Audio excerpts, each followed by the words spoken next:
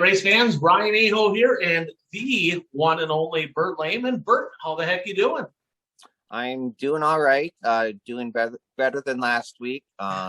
Last week I thought I might have to put one of my dogs down, but so far so good. I haven't had to do that. So yeah, for sure. Dogs are like kids. The only difference though is you can take your dog, put it in the trunk, and then open the trunk. Your dog still loves you, right? So you can do that, and I'd say you can do that with the other half too, but she's right over there, so I'm not going to say that. Okay? So, hey, before we get into racing, did you watch the Super Bowl this past weekend? Yes, I did watch the Super Bowl. The Packers were not in it, nor were the Minnesota Vikings. Not to talk football, but one thing that stuck out to me, I was watching, thinking back over the playoffs and kind of thinking about some of the scenes that we saw. Deebo Samuel on the sideline after the NFC Championship game couldn't even contain himself, right? Just extremely emotional. And then at the end of the game, end of the Super Bowl, you see somebody like OBJ, right? Everybody's like, oh, OBJ, he's all drama. He couldn't even contain himself on the sidelines, just pure raw emotion coming out. You see somebody like Aaron Donald, best defensive player in the league, and you saw his emotion a little bit different way, not the tears, not that kind of emotion, but you could just see that passion, right? And I bring that up to bring up this. Think about that in dirt track racing. How often do you see somebody that passionate when they win? Tyler Peterson is literally the only person that sticks out when they announced him at the final race of the year at the Gondikla Speedway as a national championship. He lost, right? He was straight up emotional. Is there any drivers that you can even think of right now today that when they win, that they get that emotional? Do you see that anymore? Well, I think it's hard to compare winning a Super Bowl to just winning a race. Now, I mean, I've seen drivers get excited when they win the World 100. I mean, some could say that is the Super Bowl of dirt late model racing. I mean, you do see excitement, drivers get out of their car, they jump on the roof and that sort of thing. As far as, totally losing it, crying and stuff. Yeah, I mean, you may not see that, but like I said, just winning a race isn't necessarily comparable to winning the Super Bowl. How about even a championship though, right? I mean, it comes down to the end of the year. Somebody wins a championship, doesn't matter if it's a local level, right? Or a national level. But somebody wins a championship. I mean, I've seen people get ultra emotional over a national championship. I've seen people get really emotional over their first ever track championship. Mm-hmm. I just ain't seen it in a long time, not very often. Do you think the sport's lacking, right? Because the one thing that I like to see, I'm an up and down guy. I got high highs, I got low lows, right?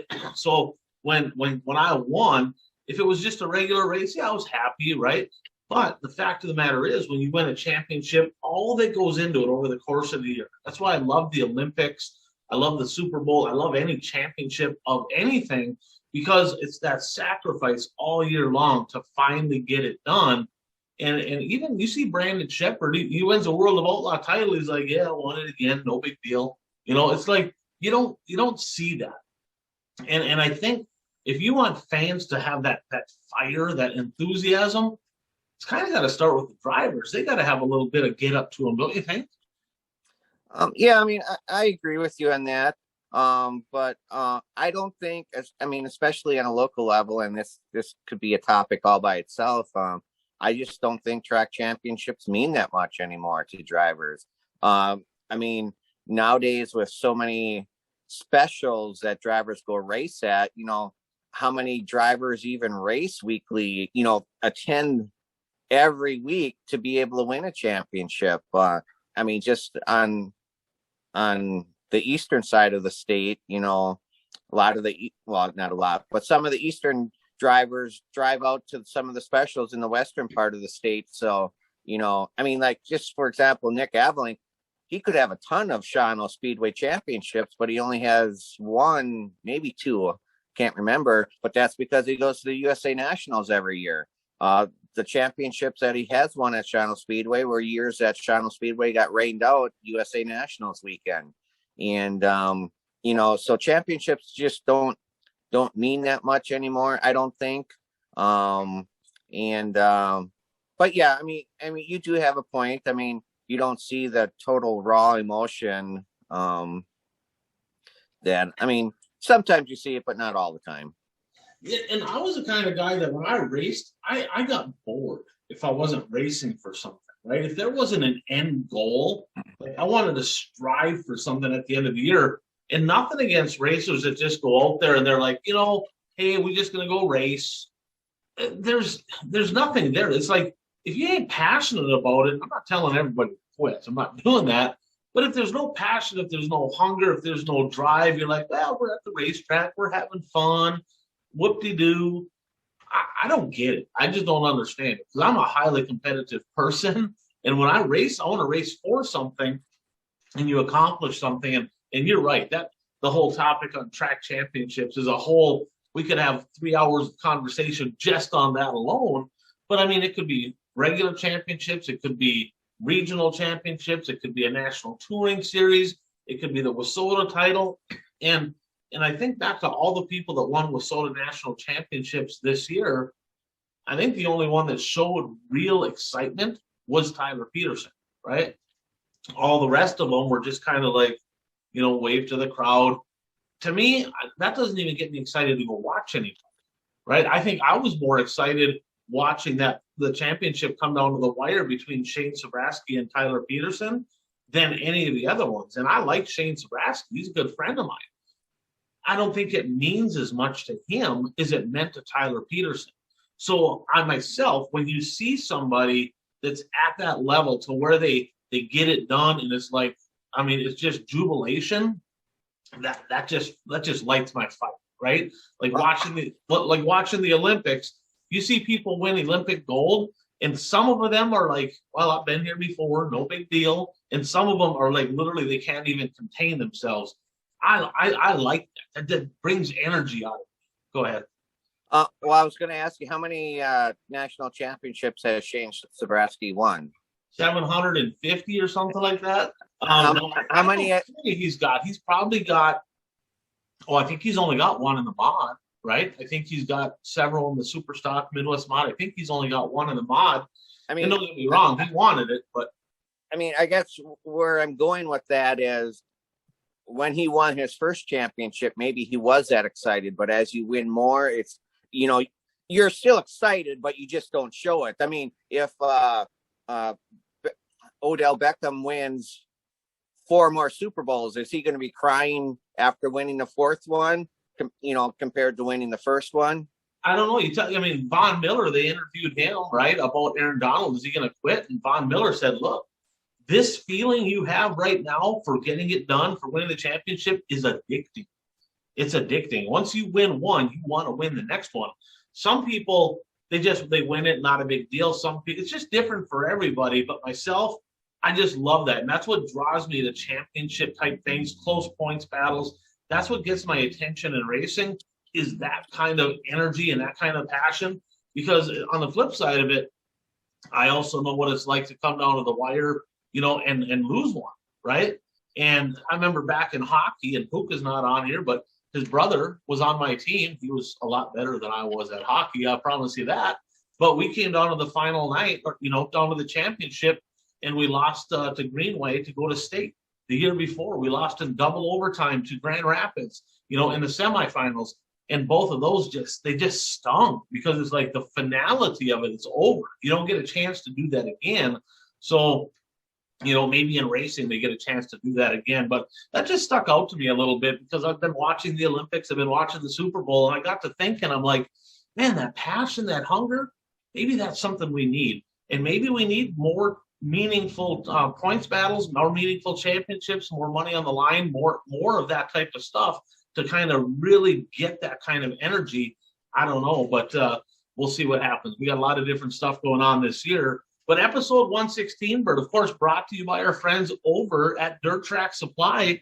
Want to thank, of course, Trevor. He's getting his car ready. I saw a post today. He's like, I got to scale the car and I got to dig the hauler out of the snowbank to get ready. He's going down to Bristol with his Aero chassis. So good luck to him. That's still a few weeks away. But racers, this is the time of year you should be working on your car. Don't wait till the last minute. Get a hold of Dirt Track Supply, Trevor, Ron, get a hold of them. If you need stuff worked on, fixed, you need parts, get a hold of them now. Don't wait till the last minute.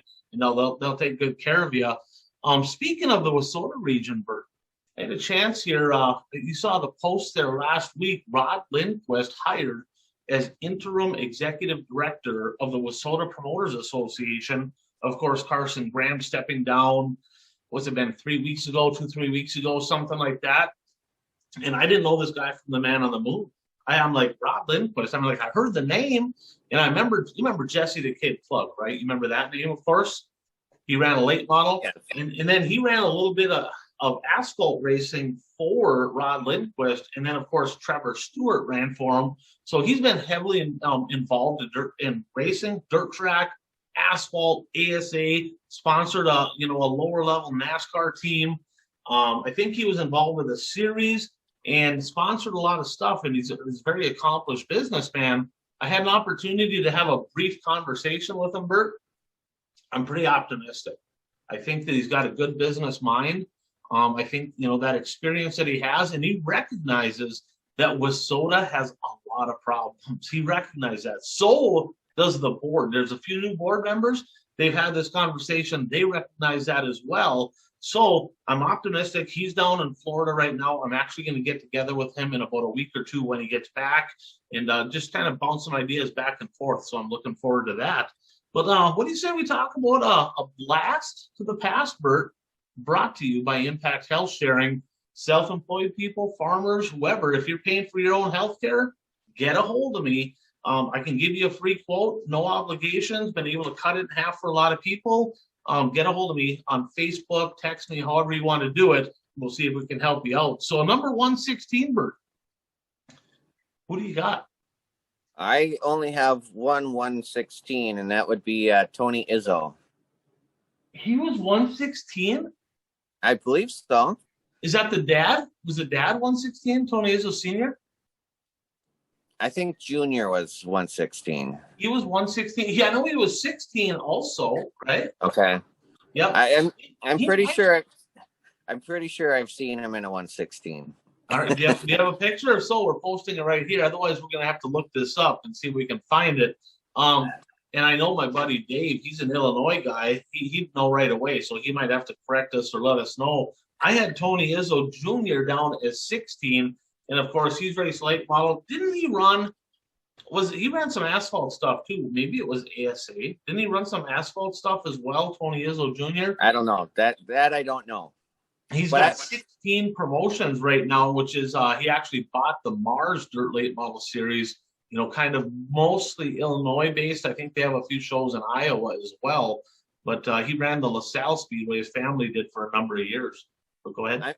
I'm pretty sure that one year when the Hell Tour raced at Channel Speedway, that Izzo was there with the 116.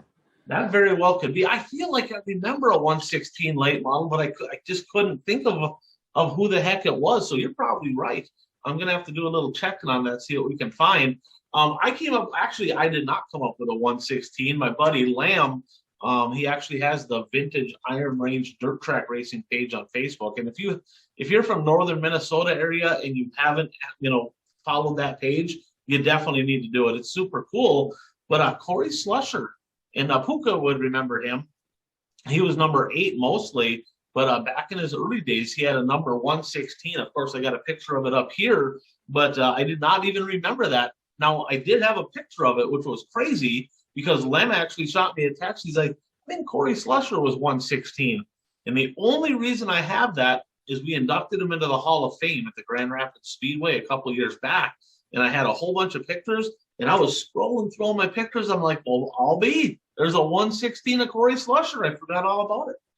And I just thought of this. I don't know who owned the car, but I remember seeing custom diecasts of it. Superman, Jonathan Davenport raced a 116 only a few years ago. I can't remember whose car it was, though. We're going to have to do some homework, fans. If post a picture, post in the comments. We'd love to hear that. That's interesting stuff. Old Superman. I saw a little side note on Superman. Looks like he's committed. he's going to the Dairyland Showdown, the World of Outlaw race at Mississippi Thunder, which that'll be a great addition. They had a hell of a show there last year. Both nights of racing were really good, the mods and the lates, and getting Superman there for the first time, that's going to be pretty cool. Now, let's transition over number 16. You got any number 16s, Bert? I do not have any 16s, and I'm disappointed I missed last week's show because I had a few 15s, but I do not have a 16. Well, you post them in the comments on that last show. Post them on there, get them on there. So I have a handful of number 16s. We'll start from the bottom here. A late model driver used to come down from Thunder Bay, Ontario, down race Hibbing Superior. Brian Tullock, he had a number 16 for a little while there. Don't know much about him, but our Canadian friends, maybe they can add a little bit there. And then there was a car owned by Bill Wenberg over, I think he's from Proctor, maybe Duluth, but Mike Rich, John Hunker, and Rick Long, three people that the Twin Ports people would all know. They drove the number 16. I think it was black and yellow. I have a picture of it here, but I remember mostly Mike Rich being in that car. Mike Rich was really good in about everything he drove. Another one I have, you mentioned Tony Izzo Jr. I got Jessica Burdick. So we talk about Kevin Burdick. He got second in the Wissota Superstock national title race. He won it the year before, I guess 2 years before, because they didn't have it. But she actually raced Bert.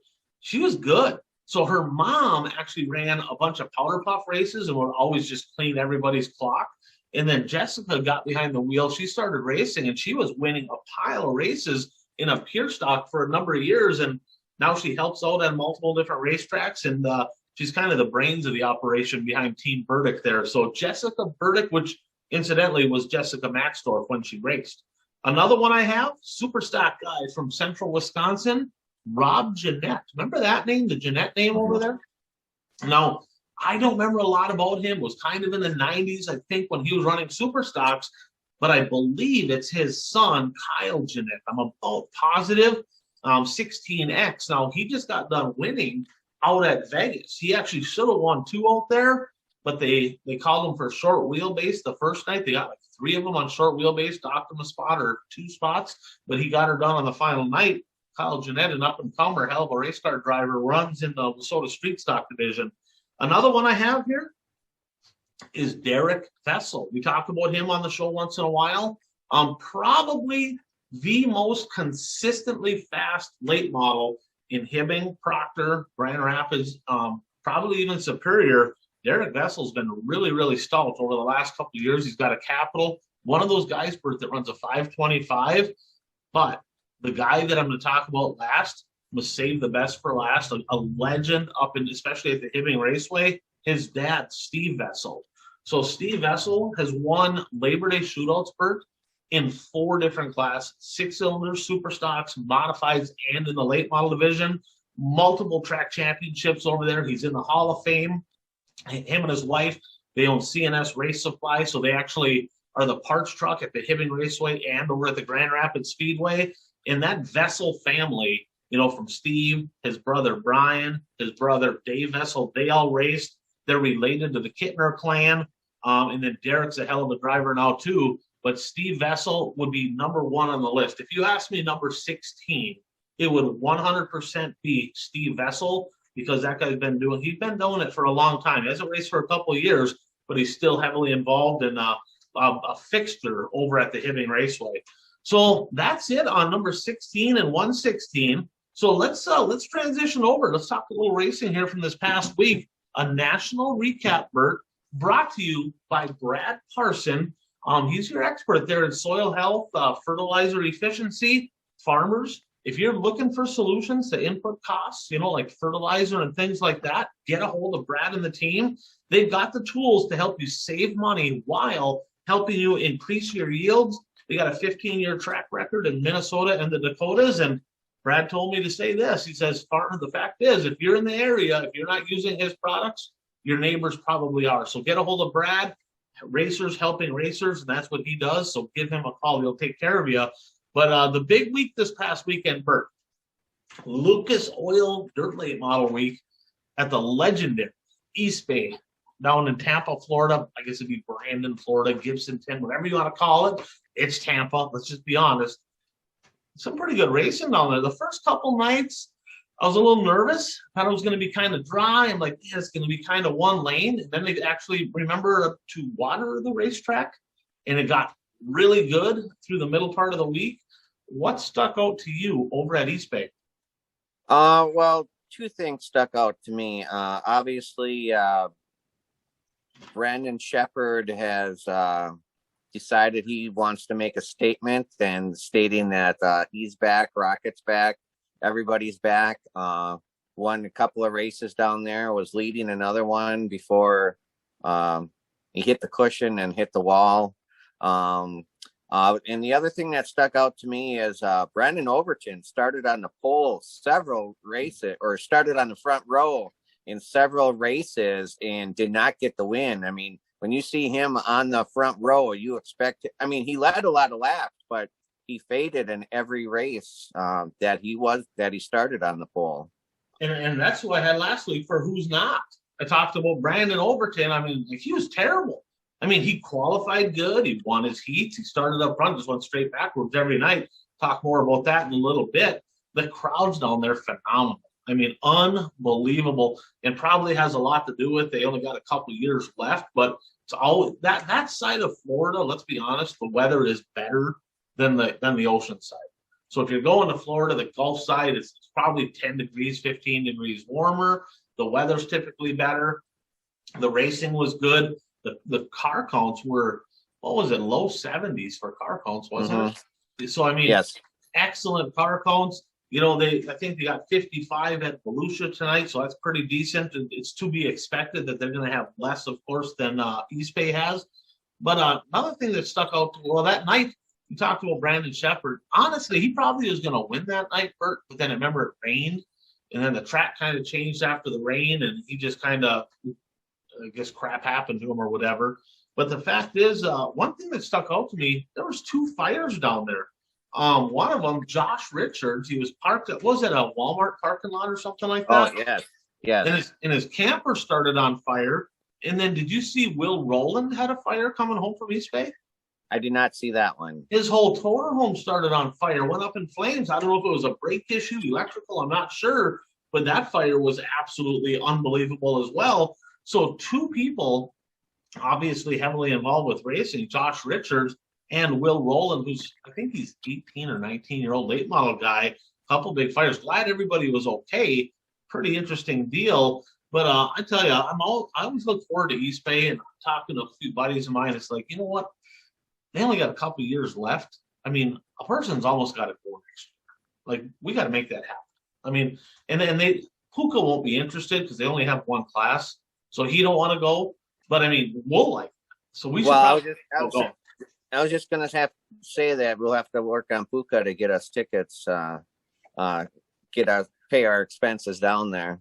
Yeah, I think so. I mean, as you can tell, he's the manager. We're the ones doing the work. He's just back. He's a manager, so I think he's got to open up his checkbook and pay us a little bit better. So, with that said, World of Outlaw Sprint Cars went to the Volusia Speedway Park, and they had 3 nights of racing. And you said that you didn't get a chance to watch. You said you saw one pretty vicious crash, though. Talk a little bit about what you saw there. Yeah, I didn't see any of the races, but I saw somebody posted on Facebook the Casey Kane crash, and it was pretty nasty. It almost looked like he hit the wall with the roll cage first, and but he walked away. So, you know, obviously that's good news. Yeah, for sure. So night number 1, we talked about this at the end of last year, Bert. Donnie Schatz, right? He was on the rise at the end of last year. They found something, and he was continuously in the top 5. I mean, he had the highest finishing average over the second half of the year of everybody in the World of Outlaw Sprint Car realm. And he started right where he left off. He won opening night down there at Volusia, kind of a cowboy up track too. Kyle Larson got by him, and then he put it on the pump. He says, I'd rather end up outside the fence in the parking lot than get second. And he goes on it, and it was cowboy up rough that night. But Donnie Schatz, victory lane. I think it took him till like halfway through the season last year to get his first win, and he got it opening night this year. Night number 2, Bert, if you have not watched this, which you said you have not, you need I have not. to literally jump on the dirt vision. You need to go back to night 2 of the sprint cars from last week. And I'm going to say right now, from what I've seen so far, 100% the race of the year. Buggy Bobby, good old Sheldon Hodenschild, he edged David Gravel and Brad Sweet, and it was a Donnybrook. I'm telling you, it was flat out unbelievable racing action. No idea who was going to win that race at the end. Probably the best race I've seen in a very long time. So he got it done, and then David Gravel won night 3. Now our buddy Keith, he ain't gonna like this, but his boyfriend Kyle Larson, I don't know. I think he forgot how to win. I don't know. I think he's washed up. Just he flat out struggled there. He struggled in the late model. He got a win yet this year. Is the Kyle Larson era done? I'm just asking, Bert. I mean, what do you think? Is it over? I mean, the dude's washed up. I mean, just flat out, he just can't get it done. I have a feeling he's going to get a win soon. But man, are you surprised by how much Kyle Larson has been struggling to get to victory lane? I mean, yes. Actually, what I'm a little surprised of is how many races he's actually racing on the dirt, considering he's the NASCAR champion from last year. You know, somebody who wins the NASCAR championship may just, well, you know, I don't need to do all this racing, but I mean, Kyle Larson's a racer, so he's going to race. And let's be honest, I believe his involvement in dirt track racing has actually created more popularity for NASCAR, because Kyle Larson is absolutely unbelievable race car driver. He's going to get his before the season's over, I promise. But I mean, there's not many people that have the kind of talent that he does. And then when he had the year off from NASCAR, he built a huge following, and they followed. A lot of them people followed him right over to NASCAR and have started paying attention to a little bit about what he's got going on there. So what do you think? Can he win it this weekend? Can he get the Daytona 500? Oh, I mean, it's definitely possible. You know, he's in one of the top cars. He's the defending champion. But I think he should take one for the team and skip qualifying on Wednesday night, because both you and I believe, have him in the makeup feature. We do. We got him at Volusia. I'm pretty sure he is not going to win the makeup feature at Volusia, because I'm pretty much positive he's not going to be there. Speaking of Volusia, they're finally getting back to racing. A little rain delay here tonight, but it was mod week there this past week too for the Gator. Mother Nature kind of kicked their tail the first half of the week. I mean, it rained. And you remember how rough Volusia was at the Sunshine Nationals just a few weeks back. And, man, it was terrible. And they actually ran the sprint cars that opening night, and the mods were supposed to come out after them. It was so rough in time trials. They were ripping nose pieces off, and they're like, no, we can't have this. This is terrible. They canceled, and they finally got things back going underway. I predicted Arpin was going to get one done. He did get second in one of the features down there, so I was close, but it was the Nick Hoffman show. And I'm a little kind of kicking myself, Bert, because all 4 of us picked Nick Hoffman to win the big Gator. And then Jeff baited me, right? He's like, oh, we all got the same guy. Is it even worth it? So I messaged Kyle Strickler on Facebook. I said, you going to be there? He's like, yep, I'm going to be there with the mod. I'm like, okay, boom, I'm taking Kyle Strickler. He leads early part of the race, and here comes Nick Hoffman charging by him for just another Gator. I think he's got, 9, 10 of them. He won a couple features, including the 5,000 to win show down there. I mean, he's on another stratosphere. Nick Hoffman is absolutely unstoppable in that 2 car. And now we get to see him in some late model action as well. But another thing that stuck out to me over at Volusia, Bert, 107 modifieds. 100. No, they paid $5,000 to win for the big Gator at the end of the week. Do you know what the other features paid? Probably like 2,000. No. 1,000. No. 700. $700 to win. $700. Unbelievable. And it was 600. They actually had some of them where they just didn't run heats and they split the 5 features. Those were all 600 to win. So I'm just going to say it. Racers, y'all dumb. I don't know how to say it. Like, I was one. I'm just as dumb as you guys were. I remember going to Cedar Lake for the World of Outlaw Sprints and Super Stocks, and I remember calling Cook over at Cedar, like, "What are you guys paying for Supers?" He's like, "What do you mean? It's a sprint car show. You guys just get to run." I'm like, "So what are you paying? Regular pay? What's that? $350 to win? Okay, cool. I'll be there." Brain dead. Got to be brain dead, right? And to go down to Volusia, hard on stuff, big half mile, fast, $700 to win. Are you even kidding me? I mean, and why would they pay more? Why would they? They get 107 modifieds. If they paid more, they'd never get the show done, right? So they're sitting back there laughing, going, "These guys are all stupid." I mean, 107 modifieds, and none of them complain about the pay because they're all, a bunch of rich guys who go down to Volusia. Unbelievable. And that kind of leads me into what's going on over there right now. And, first night, it's night number 2. It's Tuesday. We're doing the show. Night number 1 at Volusia. That was a pretty good race. We'll talk more about that in just a little bit. But Bert, the first 2 nights at Volusia for late models are UMP races. Okay. And then the next 4 are all World of Outlaw races. So I was looking at this, and I'm going to pull it up here because I want to get it right, just to give people a little bit of perspective. For the UMP races, Bert, it is literally $500 to start. 11th place for the first 2 nights at Volusia for the late models. 11th is $500. 11th. 5th is $1,200. For 5th, $1,200, $7,000 to win. Now for the World of Outlaw nights, it's $10,000 to win. 5th is $2,500, and it's $1,000 to start. So I texted Brent Larson last night, and he had a rough night. He had a good qualifying. They haven't run their heats night number 2 yet. But I'm like, why the hell would anybody even race them first 2 nights? Think about this. It's a World Racing Group owns UMP Dirt Car, and they own the World of Outlaws, right? And we already know the first 2 nights at Volusia, several drivers keep it on the trailer. They're like, "Nah, we're out. We'll wait till Wednesday." Why doesn't everybody do that? Why doesn't everybody just say, "Now, you're going to pay World of Outlaw pay every night, or we're just going to sit here and you can just tell the crowd that we're not racing. It is what it is."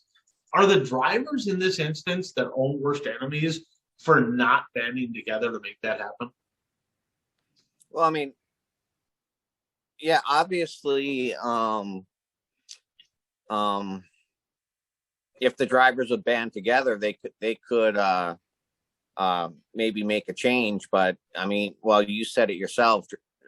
Drivers aren't necessarily the smartest people in the world, and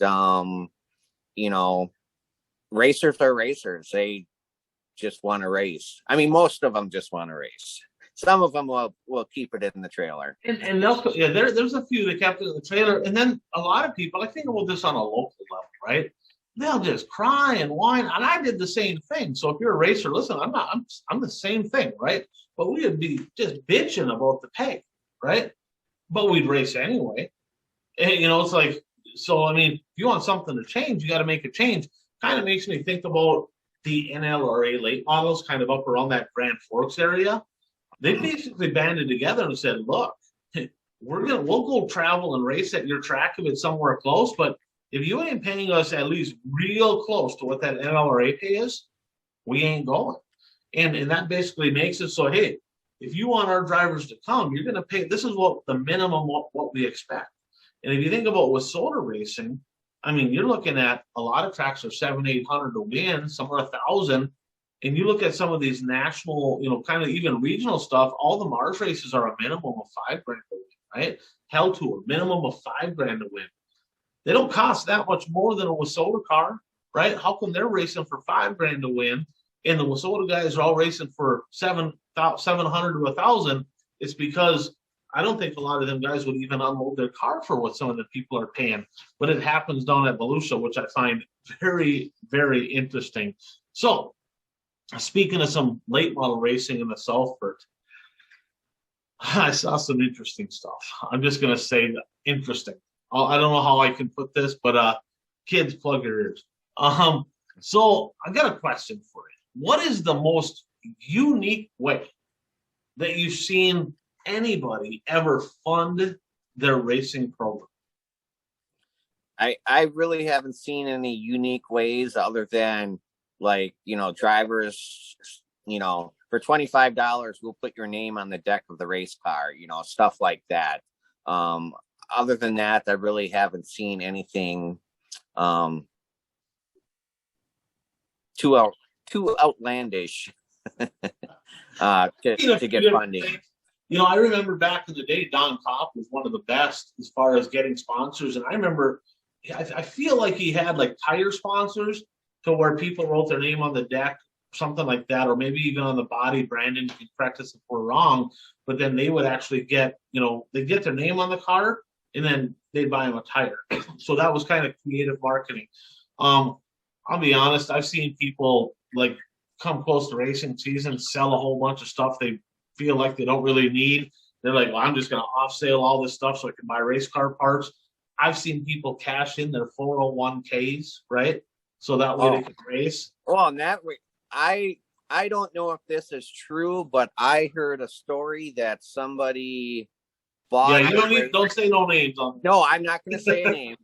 That somebody bought a race car with a check from the credit card company. The credit card companies, they send you those checks. So then you have like 18 months to pay it with no interest. Like I said, I don't know if the story's true, but I heard that a racer did buy a race car that way. There's a lot of people that have bought a lot of stuff.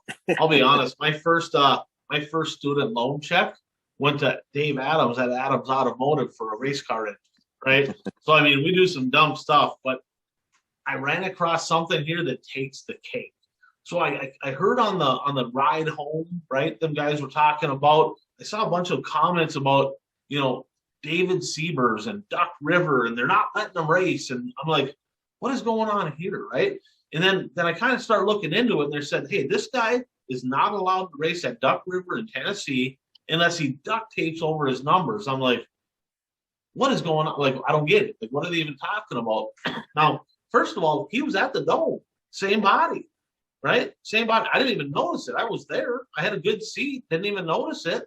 And in the numbers, is number 18, there was kind of, let's just say, scantily clad dressed women. They weren't naked, right? But they were scantily clad, actual pictures, right? And one of them was of a gal that kind of runs this deal that I'm going to talk about, and the other one was his wife on one side, right? So I'm like, I didn't even notice it. Had no clue. Never even heard anything about it until I saw it on Facebook. Well, let's just say that Duck River said, hey, here's the deal. We don't want them racing unless they cover that up because we don't need to be promoting porn and all that. I'm thinking to myself, I'm like, it's not really porn. It's just a couple girls not wearing much clothes and on the number, right? Well, I had a friend of mine kind of looked it up. He kind of looked a little further into it. Evidently, they got one of those fans pages. I don't know if it's an OnlyFans or something like fans only. Yeah, something like one of those pages, right? And true story, they have subscriptions, and one of them is this dude's wife, right? And the other one is like their friend or whatever, where people can subscribe to this and watch. I'm telling you, like everything, right? It is like, from what he said, it's like full on new pictures to like straight up porn, and like literally people pay like a monthly subscription to watch it, and they were using that money as a sponsorship, not only to fund his car, but their kid's car. Their kid's car. Are you kidding me? Right? Can you even imagine who's your biggest sponsor? Well, my mom. Oh, what does she do? Well, here, let me show you. What? I'm like, that is insane to me, right? I can't even imagine pulling into the pits with your kid and everybody's like, hey, I really liked your last video. And the kid's going, what video? I don't know what you're talking about, right? Wow. I have never in my life seen anything like that. And I'm like, I've talked to people and they're like, yeah, there's people that got these pages and all that. Unbelievable. So evidently there's enough weirdos out there that, no offense if you're one of them, but, that subscribe to these pages. And next thing you know, they got enough coming in to actually be the primary sponsor on the side of the race car. I think it's, Frisky Motorsports or something like that. I was like, wow. So that right there has to be kind of like the most unique way. And I wouldn't do it. Maybe I'll start at dadbods.com, right? I don't think anybody would subscribe, okay? But that's the most unique thing I've ever seen in my entire life as far as funding a race car. that's legal. Let's just put it that way. So, yeah, so David Siebers is the driver. So follow him, watch him on down in Tennessee. He runs, I don't know, Clarksville, and he runs Duck River down there. And you'll have to see if maybe you can be one of his fans, so to speak. So, Bert, speaking of that, little who's hot and who is not, I'm gonna go with not on that last part. That's just I don't know.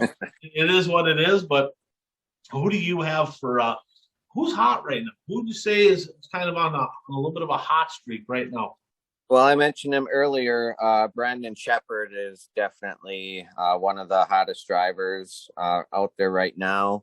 And then I also, he didn't get the wins necessarily last week like he did the week prior, but Devin Moran is still running well. Yeah, I would say both of those two. But another guy that had been running pretty darn well, maybe not winning quite as much as those two, but Ricky Thornton Jr. was ultra consistent all week long at East Bay, and then he won night one at Volusia. And at first they're like, yeah, we're going to take night one off. We're not going to race. Then they saw, hey, the track looks pretty good. Maybe we will race. And he flat out stomped them night number one at Volusia. So RTJ, but yeah, it's hard to say anybody's hotter right now than Rocket One and Devin Moran. But RTJ is pretty pleasantly running pretty solid. So keep an eye on him. How about who's not? I'm going to go with Jimmy Owens. You just don't hear his name at all right now. I know he bought he bought a Longhorn, correct, over the off season. So he's got two different types of chassis. And I thought I read that, he's kind of switched back and forth between the two now.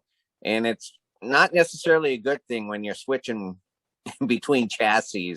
Did he win at Golden Isles or Alltech? He won one of them. He did win once, yes. Yeah. The race that I picked him, he did win that race. Oh, of course. Yeah, of course. Thanks a lot, Owens.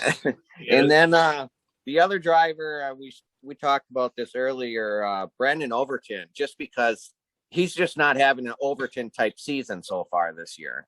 Yeah, and looking at Overton, right? That's who I had last week. He had a couple wins. I think he won 2 of 3. Was it at Golden Isles, right? Then he won 2 of 3. The night number 1, remember, he had the deck hike. Yeah. And then he won the next 2. Then he went to Alltech, and he got a 9th, and he got an 11th. I'm like, something ain't right. Well, then 5 shows at East Bay, Bert. He started on the front row in 4 of the 5. The other one, he started 3rd. So he either started front row or led in all 5 of those. 25th, 19th, 23rd. He did get 2nd, and he got a 5th. I mean, the backup beeper. So, we're talking, that guy right there, I don't know what the hell's going on, because then he went to Volusia. He started on the pole, and I'm like, okay, maybe he turns things around. He backs it up to 4th. So he's human. He's absolutely human, but I think he's got to have in the back of his mind right now, are speed weeks over yet? I need to go home and regroup, because Overton, who was driver of the year in 2021, as good as he looked in the first couple nights at Golden Isles, I'm like, hey, here we go again. Overton's going to win everything, and he's just kind of laying an egg. So it'll be interesting to see what he does here tonight. Now, our Sure Bets of the Week, brought to you by J. Schmidt Real Estate. So if you're looking for real estate transactions, land, commercial, residential, Jay's got over 20-year track record in business, racing family, Watertown, South Dakota. He's going to take good care of you. Bert, my lock of the week, J. Schmidt Real Estate of Watertown, South Dakota. Give him a call, and he'll take good care of you. What is your lock of the week? Bishop will win multiple races at Volusia. He backed it up last night. He didn't look very good. He put the backup beeper on night number 1. Beep, beep, beep. I am going to go with Dale Mcdowell wins a couple of them. He won that first night at the Sunshine Nationals. He's starting 3rd row. Thought he was going to be up there last night. He was good, early, kind of faded.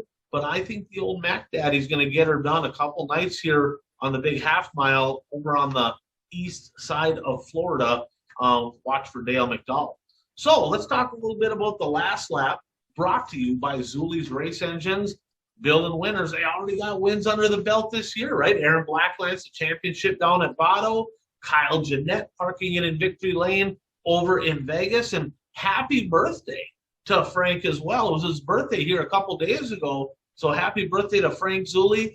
Give him a call. You know, he's crazy busy because they got a lot of stuff going on, but he can fit you in. He can get you the power you need to get you to the front. So with that said, another birthday here before we get to it. Remember this guy, legendary late model driver from Thunder Bay, number 51. Kreiderman. Joel Kreiderman. Happy birthday. It's his birthday today. Oh, okay. Happy birthday, Joel Kreiderman, one of my favorite drivers of all time. Want to wish him a happy birthday. But speaking of out in Vegas, the WISSOTA drivers, they represented quite well out there. They had, I think it was a Working Man Nationals, an XR event out there. Barry's got all kinds of stuff going on. Talk a little bit more about that in a second. But Kyle Jeanette, so they kind of a unique deal. And I'm going to give him a tip of the cap here. I am, because he's kind of has a little bit of a vision. What he's doing is he's taking multiple sanctioning bodies and saying, look, we're going to create a rules package. It says USRA, USMTS, UMP, WISSOTA, you're all going to run against each other. IMCA, it don't matter. You're going to run against each other, okay? Honestly, it's working out pretty damn good. In the street stocks out there, the WISSOTA street stocks running against the IMCA stock cars.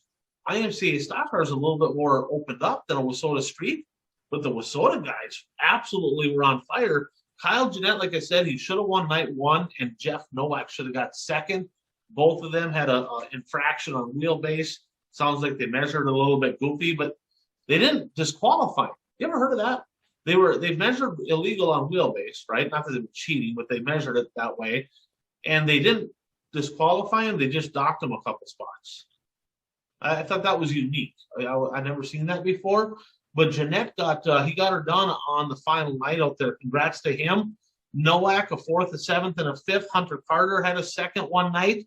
Satter was out there. Didn't run as good as I expected, but two guys that ran really good, Bert.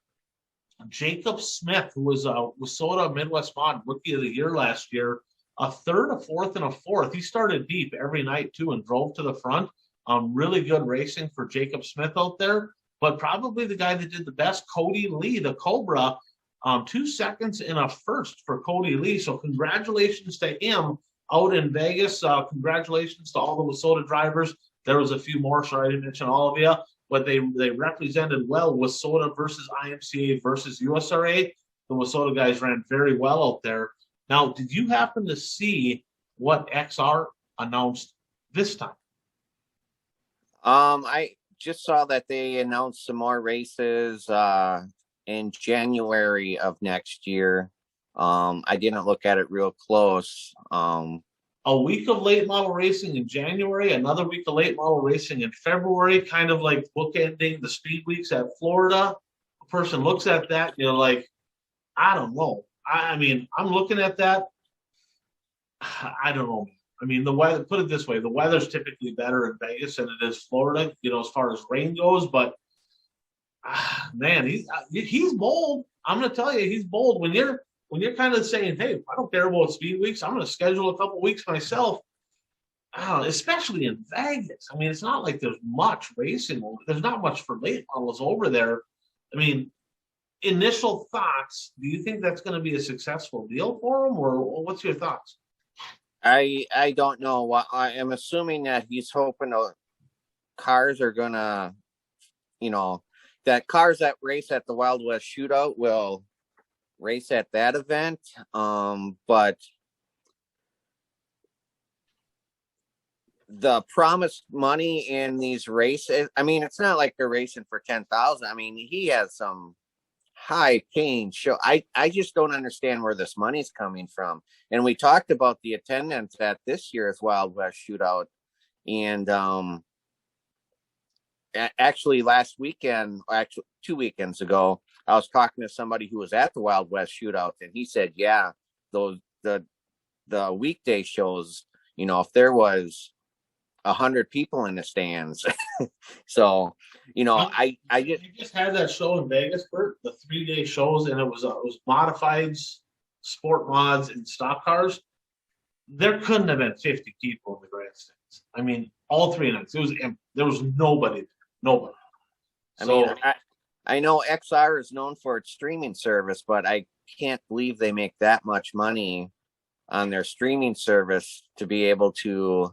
I mean, and I don't know who pays the pay. I mean, how much does the track pay? How much does XR pay?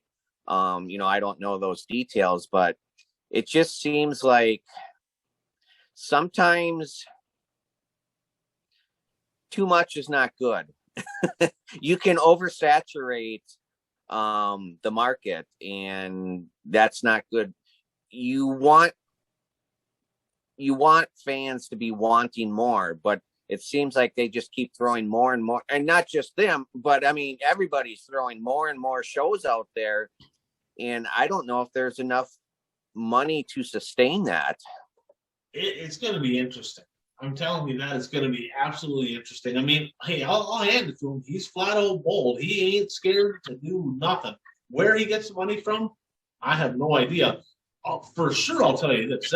There's no way, unless the pay was that bad, but I don't feel like it was that horrible, unless there was nobody in the grandstands, right? So, I mean, either he's done good at getting sponsors solidified for these shows, or the tracks have, or maybe there's enough streaming revenue coming in to make it worthwhile. I don't know.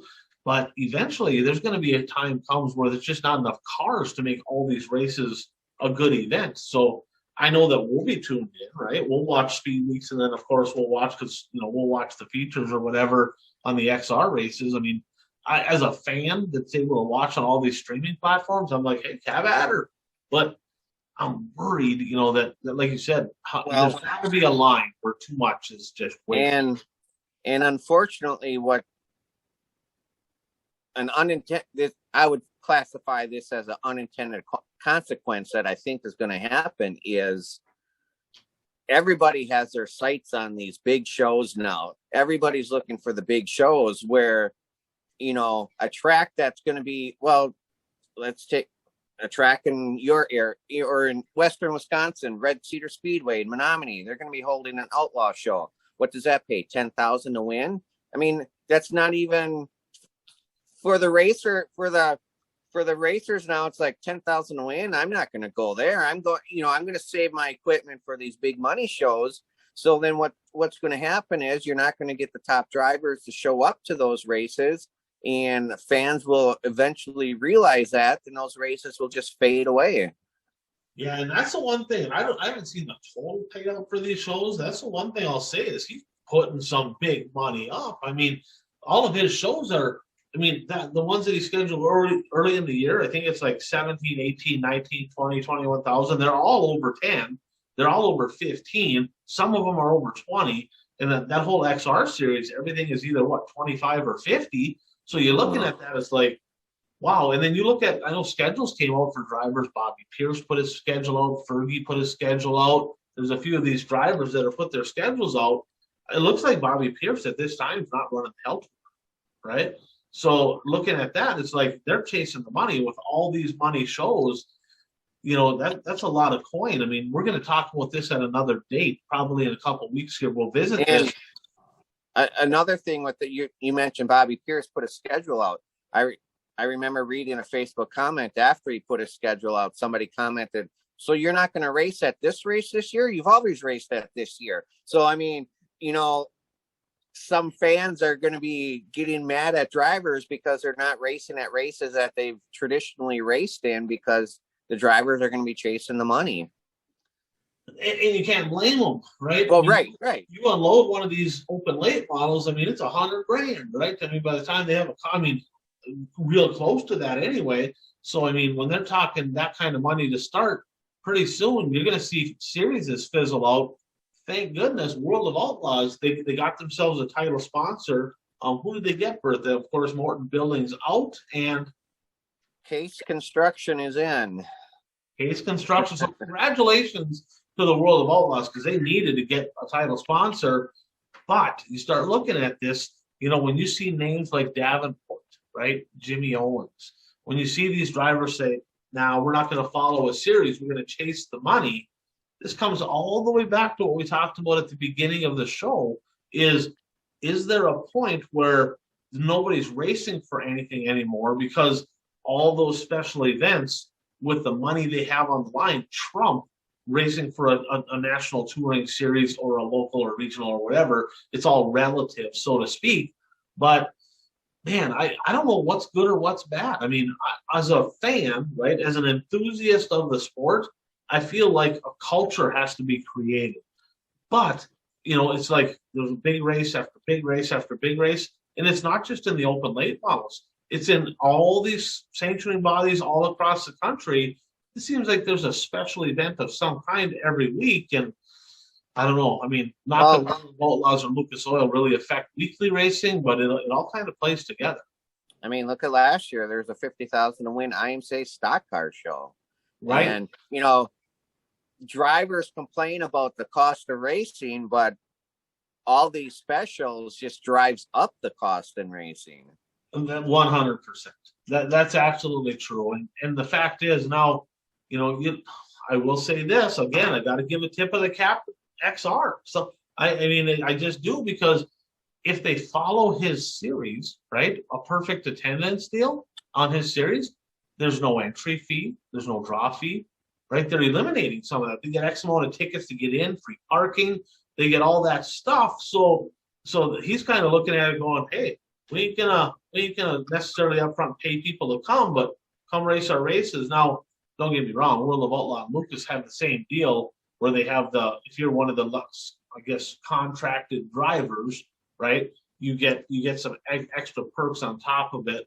But I'm here to tell you, Bert, it's gonna be an interesting season. I think this is gonna be a year we really analyze things, and at the end of the year, we're going to have a really clear picture of the directions certain series are going, because there's so much going on.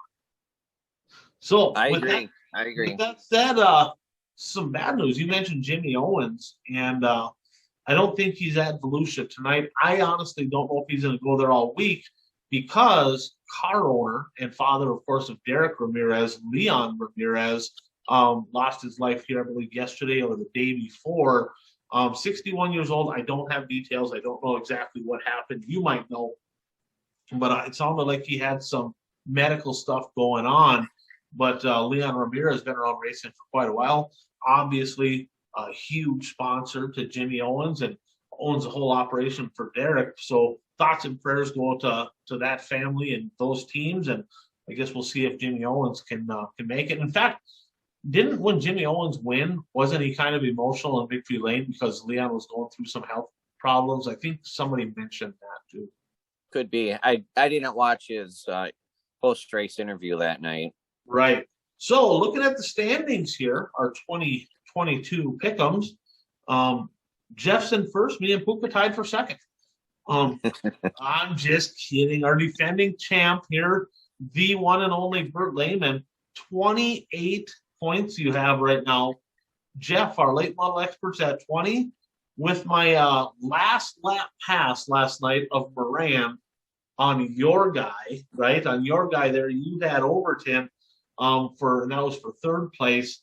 That gave me the 1 point I needed to not be in the cellar dweller all by myself. I'm sharing that spot with Puka right now, kind of giving you a little bit of a head start here. I guess we'll see what happens, but Bert's looking the early lead once again. So this week, Bert, the upcoming events, of course, it's Speed Weeks at Volusia. Tonight, it's Tuesday. Of course, if you're watching it, it's Wednesday. But they have the UMP Dirt Car late models. Quite an interesting deal, Bert. They got late models, non-wing sprints, and the big block modifieds. It took 2 hours and 15 minutes to get all of the time trials in and hot laps. Then they got 2 heat races in, and then they had a rain delay. It's going to be really, really late in Volusia tonight. So Puka might be able to get up and watch the features, right? Because they might still be going on by the time he gets out of bed. 4 nights of World of Outlaw action down there, and then that's going to cap off Speed Weeks. Anything so far, just overall on Florida, Georgia Speed Weeks, any closing thoughts on what has really stuck out to you this year? I mean, what we talked about earlier, I mean, Brandon Shepard, several shows ago, you had his stats for the last, 30 some races down there, and they weren't very good. and he turned that around. It seems like whenever you talk bad about a driver, they seem to turn it around. So, Yeah, he messaged me, says, "How do you like me now?" 29 straight winless nights in Florida and Georgia combined, dating back a couple years. And now he has 4 wins down there over this speed week. So he's really turned around. Probably could have had 5, but the rain came, kind of messed him up there. But yeah, Bishop really turning it around. I think the racing's been good. The crowds at East Bay was unbelievable. The other crowd's not so good. Volusia's kind of interesting. They get a different crowd at Volusia because, of course, we're leading into the Daytona 500 coming up this weekend, and you get a lot of those people that come down for Daytona week. They'll go to Volusia, they'll go to I guess they have the duels or whatever, and then they go over and they watch the NASCAR races. So you get kind of a different clientele of fans. And last year they didn't have that because when they had the speed weeks last year, Daytona 500 didn't happen last year, right? They canceled it last year, didn't they? Or it was fanless. It was fanless last year. Remember? Fanless or limited fans? Might have been extremely limited, but I mean, if it was very, very limited. So that killed the fan count last year at Volusia because a lot of those people go to both. And I think that turned around this year. They got quite a fan base down there. So with that said, who's your pick? You got a pick for the Daytona 500? I really haven't thought about it. I will take.